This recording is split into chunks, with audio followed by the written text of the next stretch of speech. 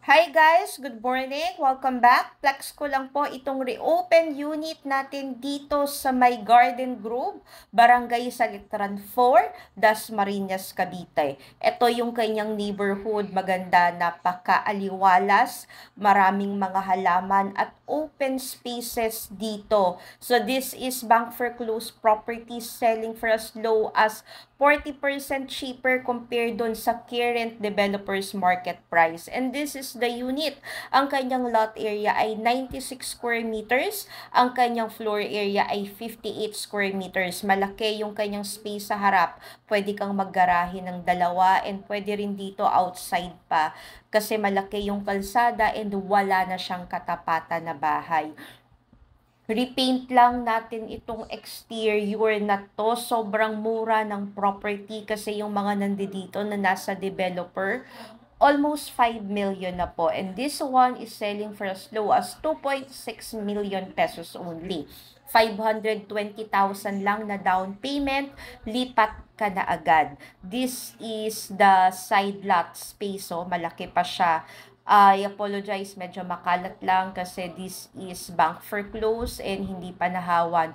Pero kung matatanggal lamang itong mga kalat dito and marirepaint yung bahay, sobrang ganda and sulit kasi may kuryente at tubig na rin po ito. And tingnan nyo po, yung kanyang gilid, yung 2.6, townhouse lang yan kung bibili tayo sa brand new na 40 square meters. Pero this one, single detached. Napakaganda ng location niya. So, sinamarize ko lang tong video na to from Daanghari. Accessible siya via Molino Paliparod Road. So, dire-diretsohin lang natin. Nandito yung Bellport, yung Amaris, yung Elisa Home, and madadaanan natin lagpas lang ng Abida. So, maganda tong road na to kasi wala ditong masyadong traffic.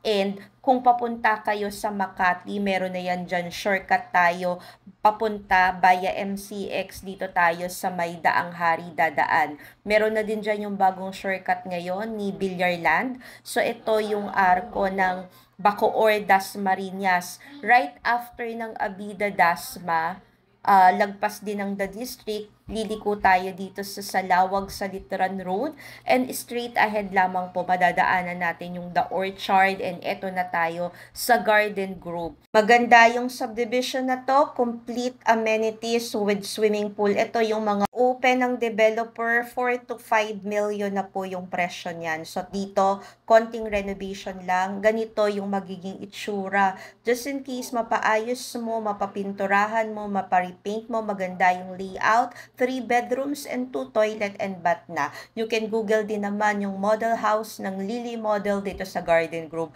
Palabas na tayo ng subdivision and ito yung kalsada. Palabas, makikita nyo yung mga houses dito. Hindi siya ganun ka-cramp kasi malalaki yung kalsada and karamihan ng bahay dito talaga napa-improve na nila, napa-modern na nila and malalaki yung cut. Well secured and 100% flood-free itong subdivision.